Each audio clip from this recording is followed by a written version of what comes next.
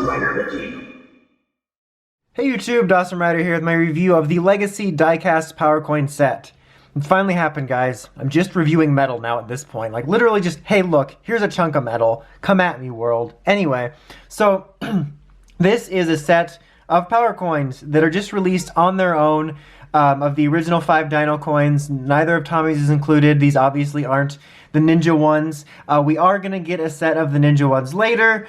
This was all kind of handled very strangely. I guess I'll get into that in a minute. Let's just kind of go over the basics first, because there's honestly not a lot to go over. Usually when I have a setup like this, I would be putting these in some sort of morpher or driver that would have different sounds for each of them, but that's not the case here. They literally just bees coins. They have a pretty typical packaging, you know, in terms of the style for Legacy.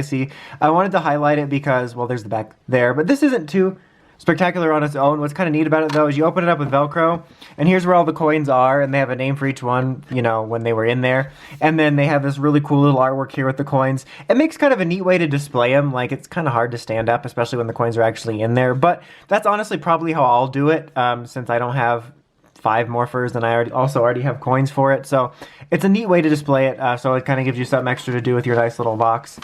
So at least that's a thing. But otherwise, here you just have the 5 coins, which are done in the more bright gold style as opposed to the sort of weathered, almost bronze look that the original release had.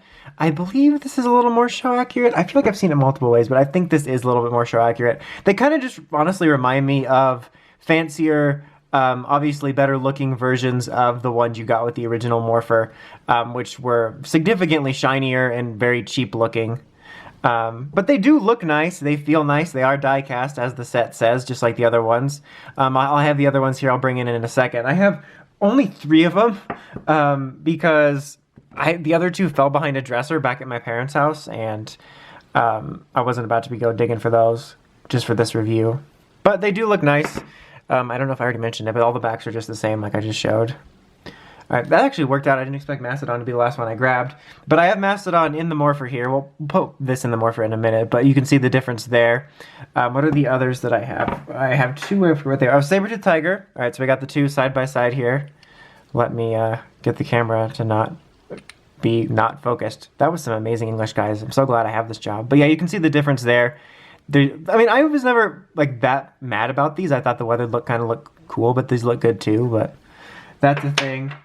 And then Pterodactyl, that's the other one I got. I looked at these like 5 seconds before I started this review, and I already forgot it. I am a genius. But yeah, you get the idea there. These are the ones that came with the original release of the Power Morpher. Like, that's honestly, thinking about it, it's kind of crazy. That was like one of the first Legacy items. People were actually fighting over it, which is kind of crazy. Now thinking about it, and just all the Legacy stuff that's happened between now and then. Literally a bunch of different versions of the Power Morpher.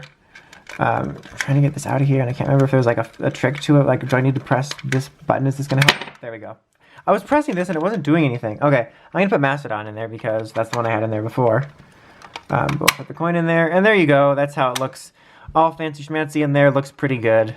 So yeah, that's what you get. So overall, I mean, this is a nice set. It's really not one of those must-haves I recommend. They do look nice. They do exactly what they're supposed to do, which is be nice-looking power coins.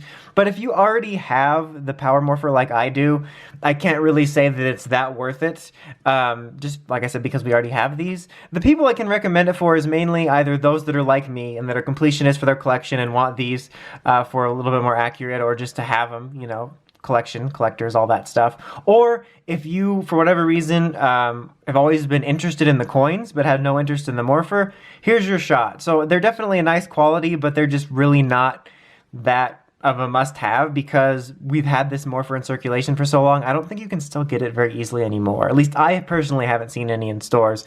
But I mean, this has been around for a while, not to mention the 5 individual movie ones, which each came with a coin. So I think they went about it in a really weird, kind of stupid way. Even though it would have been out of the way chronologically, I think I would have rather them released the Ninja coin set and then done this second, just to give us something new right off the bat. But I'm at least happy we're getting the Ninja coins. But anyway, after all that rambling, as of now, I can only recommend it for those people I just mentioned, but otherwise, it's just a nice set that's not a must-have. But anyway, that's about it. Until next time, don't forget to check out these podcasts at writersrangersrambles.com, and of course, don't forget to like, comment, subscribe. Until next time, Dawson Rider, signing out.